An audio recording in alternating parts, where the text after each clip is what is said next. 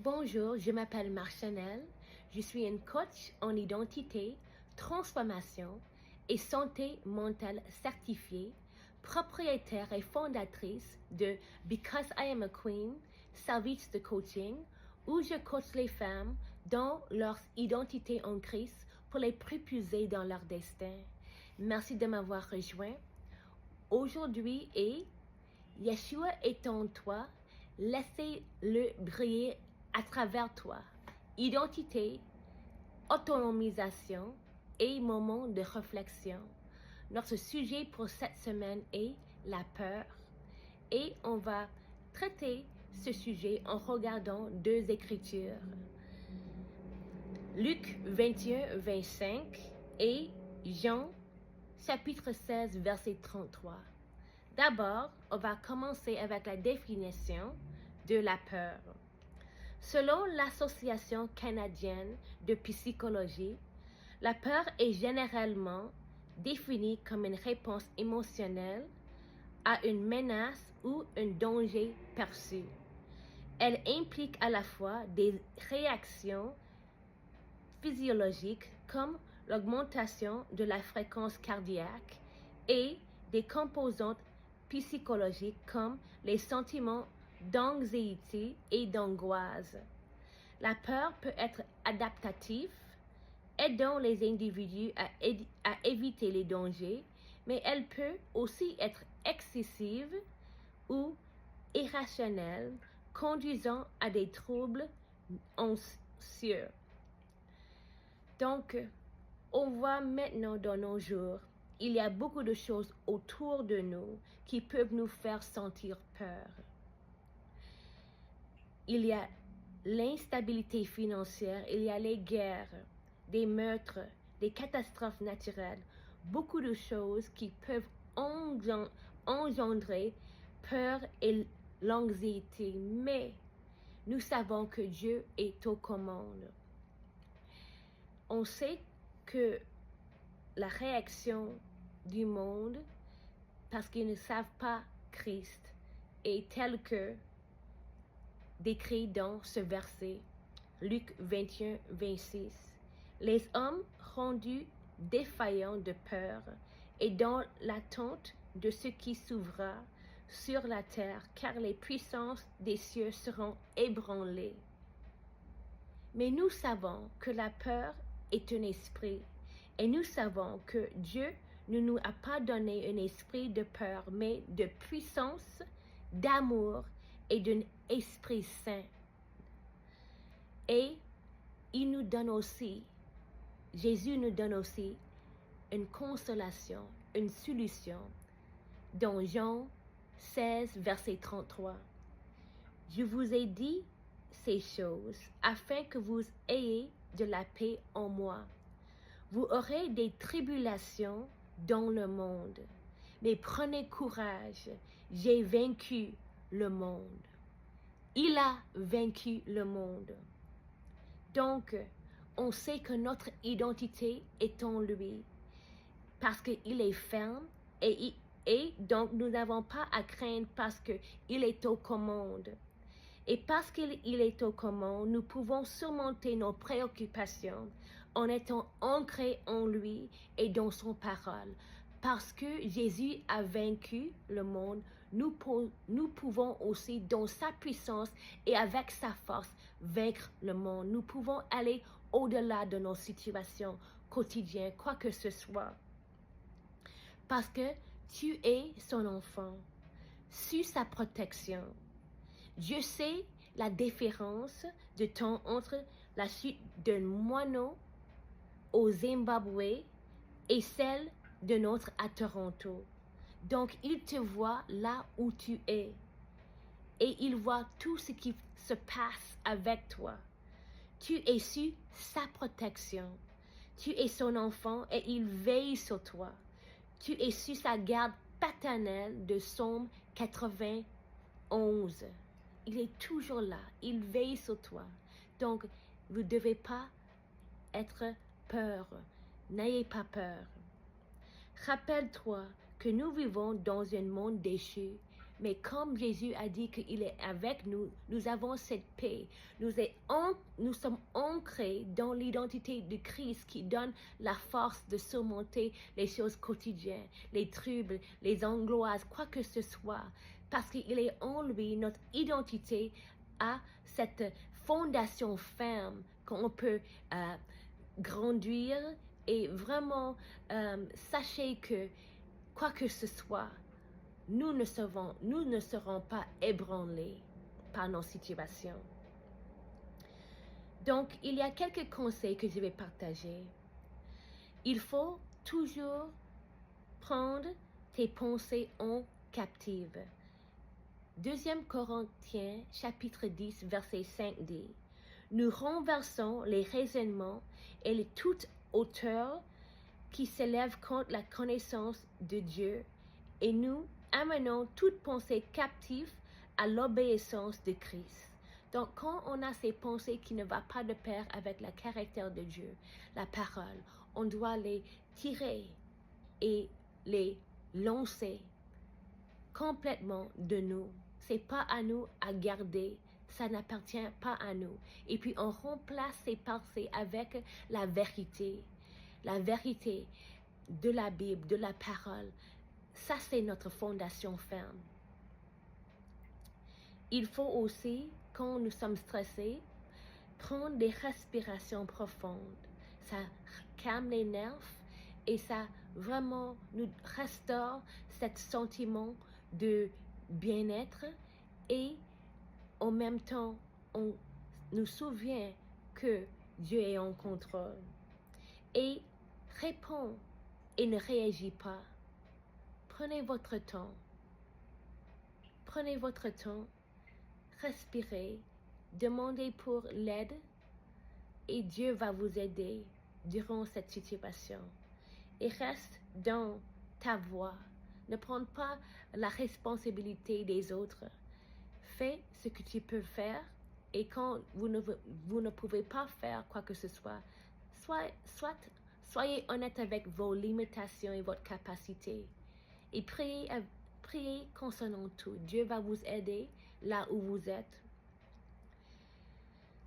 Lisez la parole, comme j'ai dit, et notre conseil, on doit le faire parce que la parole de Dieu, les mots de Dieu, ce sont nos pains spirituels. On a besoin de ça pour vivre, pour vraiment vivre une vie qui va de pair avec Dieu. Et pour avoir la vie abondante, c'est dans la parole. Et il faut prier. Si vous pouvez, priez dans l'esprit, priez en langue. La science a prouvé que c'est une langue véritable qui active le lobe frontal du cerveau. Quand tu pries en langue, le diable ne peut pas le décoder. Il ne peut pas le décoder.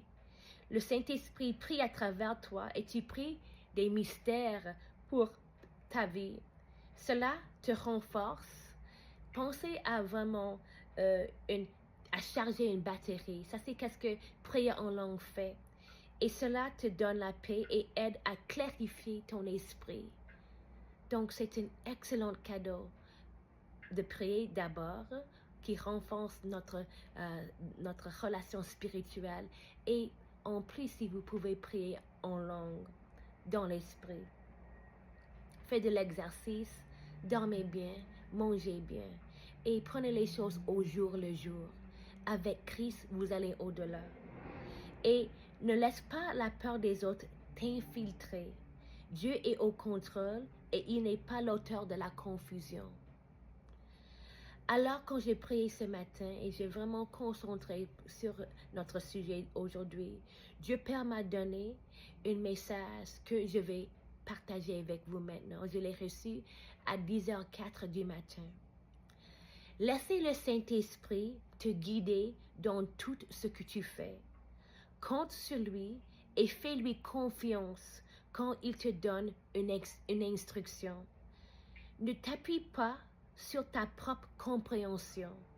Si tu ne sais pas toujours quoi faire, reste tranquille jusqu'à ce qu'une instruction claire te soit donnée.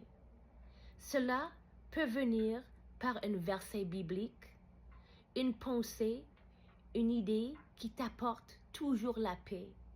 Ou cela peut venir par la parole ou le conseil d'une personne. Cela ne nuira pas à la réflexion, à ma réflexion à travers toi, car cela sera en accord avec ma parole, mon cœur, ma conduite et mon caractère. N'aie pas peur. N'aie pas peur. N'aie pas peur. N'aie pas peur. Je suis avec toi à chaque étape, au jour le jour. Je serai avec toi dans la détresse. Je te délivrerai et t'honorerai. Nombreux sont les malheurs du juste, mais l'Éternel les délivre de tout. Pense à Joseph, pense à Daniel, pense à Esther. Ils ont tous dû faire face à la peur, mais ils m'ont toujours choisi. Ils ont choisi mon chemin et je les ai délivrés. Comme j'étais avec eux, je serai avec toi. Ne fais pas de compromis. Sois une lumière, sois une personne d'intégrité. Je suis avec toi. Je t'aime. Je suis avec toi. Je t'enseigne à travers toutes les batailles quotidiennes que tu affrontes. Tu sortiras plus fort, peut-être avec quelques cicatrices. Vois-les comme des insignes de validation. Plus important encore, tu sortiras plus fort, avec une détermination plus grande, une foi plus forte, et tu ressembleras davantage à mon image, à l'image de mon Fils, Jésus le Christ. Je t'aime. Pas de peur. Pas de peur. Pas de peur. Le sang de mon Fils t'a déjà donné la victoire. Reste sur le chemin et demeure en moi. Demeure dans la vigne et demeure dans mon amour pour triompher. Tu es plus qu'un vainqueur. Père Dieu, sois encouragé. Il y a une unicité en toi que le monde a besoin de voir. Ton don est la clé de quelqu'un d'autre. Christ veut que tu sois qu'il t'a appelé à être. Il est temps de te lever. Je t'aime. Jésus vous aime. Soyez encouragés. En obéissance à Dieu Père, je vais poster un message. La première fois que je l'ai donné, c'était le 5 novembre 2024. Je l'ai posté pour la deuxième fois la semaine passée, le 9 septembre 2025. Et maintenant, aujourd'hui, pour la troisième fois.